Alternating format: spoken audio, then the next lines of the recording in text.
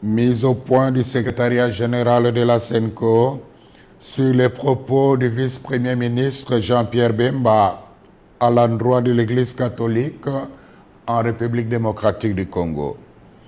Le secrétariat général de la SENCO a suivi avec stupéfaction les propos ahurissants, discourtois et menaçants d'un ton martial du vice-premier ministre Jean-Pierre Bemba à l'endroit de l'Église catholique dans son interview à la radio Top Congo ce mardi 4 décembre 2024. Sans nous en cacher, ces propos belliqueux et truffés de contre-vérités nous ont paru peu honorables pour un homme d'État de son rang. Nous trouvons particulièrement indécent de parler des politiciens en robe. Pour rappel, parlant de l'Église catholique, le ministre des Transports et Voies de Communication a commencé par affirmer que le président de la République a accordé à chacun des 47 diocèses la faveur de bénéficier d'un montant de 1 million de dollars pour la contribution des œuvres caritatives et de développement. Une première dans l'histoire de notre pays, s'est-il exclamé. Ensuite, il s'est interrogé si les ouvrages financés ont été réellement réalisés, insinuant par le fait même que les fonds octroyés pourraient avoir pris une autre destination. Nous comprenons bien l'ironie cachée derrière une interrogation apparemment innocente. Nous déplorons cette sortie médiatique émaillée d'allusions, d'attaques et de procès d'intention contre l'Église catholique en République démocratique du Congo. Nous sommes affligés de constater que M. Bemba ne maîtrise pas les dossiers des projets financés par le Trésor public à la demande du chef de l'État. Au nom de la sagesse élémentaire, il aurait intérêt à s'informer davantage avant de prendre publiquement la parole. Revenons aux faits. La vérité est qu'il y a plus de 2 ans, à la demande personnelle et insistante du président de la République, conformément à la mise en application de l'accord cadre entre le Saint-Siège et la République démocratique du Congo sur les matières d'intérêt commun, le gouvernement de la RD Congo et l'Église catholique ont convenu de collaborer pour la mise en œuvre de projets sociaux et économiques à impact visible en faveur des populations locales à travers les 48 diocèses de la RD Congo. Sans jamais avoir été demanderesse, et surtout dans le souci de rendre service à la population, de bonne foi, l'Église s'est engagée.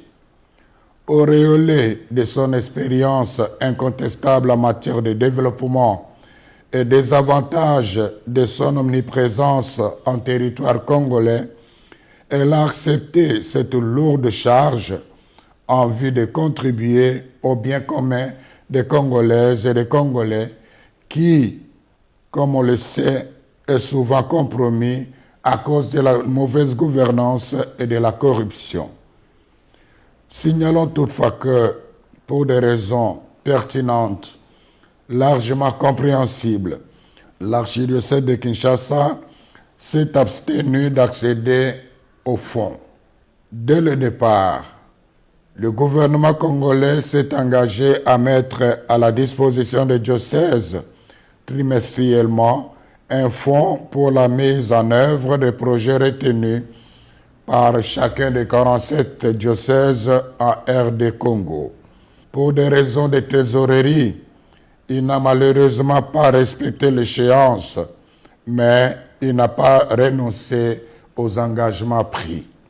À ce jour, plus de 2 ans après cet accord, seulement 2 tranches de 300 000 dollars ont été données, la première en 2022 et la deuxième en 2023, soit $600 000 par diocèse. Tous les diocèses se sont mis à l'œuvre.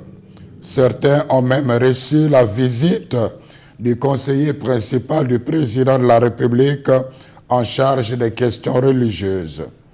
De toute manière, un rapport en bonne et due forme des œuvres réalisées avec des images à l'appui a été remis à main propre au chef de l'État. Celui-ci n'a pas caché sa pleine satisfaction. Une copie de ces réalisations a été donnée aussi à Madame la Première ministre. Par souci de loyauté et de transparence, en collaboration avec la presse de la présidence de la République, le secrétariat général de la SENCO a réalisé une émission sur le travail accompli. Toutefois, comme le rythme du financement n'a pas été respecté dans tous les diocèses, certains chantiers très avancés sont restés inachevés. À ce jour, une autre tranche de $300 000 a été annoncée et permettra de continuer l'exécution des projets réalisés avec beaucoup de sacrifices en dépit d'énormes difficultés de transaction et de transport. Quant à nous, sans faux fuyants, nous sommes prêts à recevoir l'IGF pour vérifier toute la comptabilité.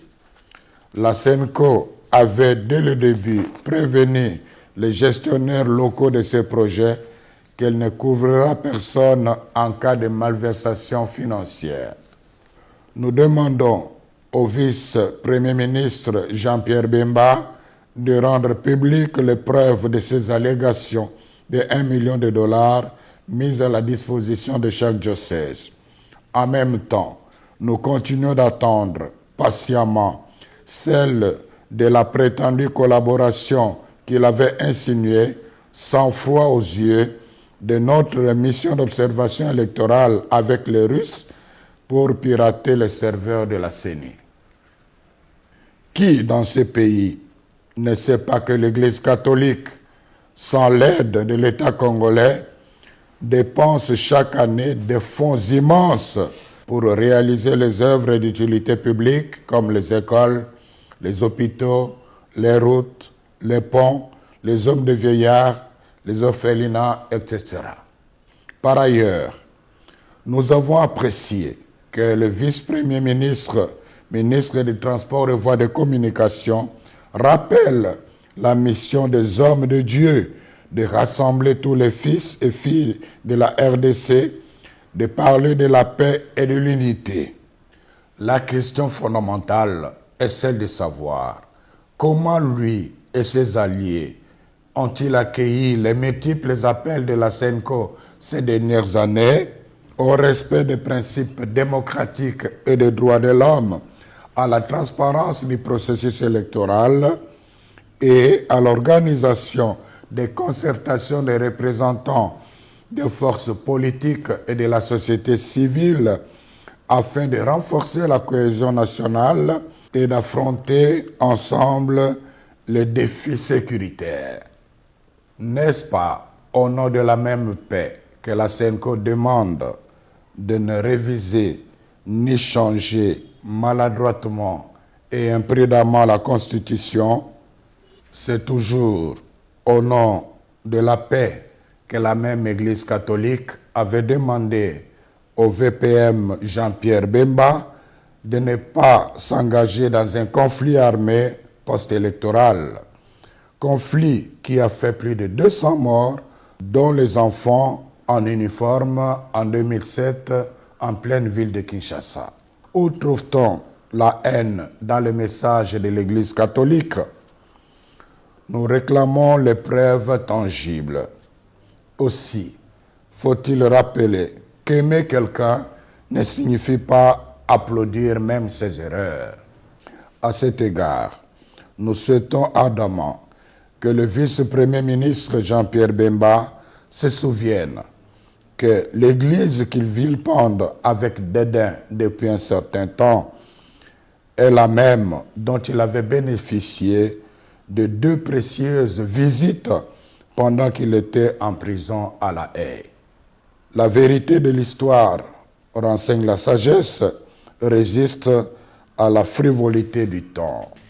La SENCO remercie les gouvernants, particulièrement le président de la République, d'avoir fait confiance à l'Église catholique en demandant au gouvernement de lui octroyer les moyens financiers lui permettant de réaliser les œuvres sociales à impact visible jusque dans le coin le plus reculé du pays. Quiconque croit que cet argent a été donné à l'Église pour acheter son silence et étouffer sa mission prophétique se trompe éperdument. C'est le lieu de rappeler au ministre des Transports et Voies de Communication ces sages paroles de Confucius, à savoir, si l'homme a 2 oreilles et une bouche, c'est pour écouter 2 fois plus qu'il ne parle. Puisse le Seigneur bénir notre pays et son peuple. Je vous remercie.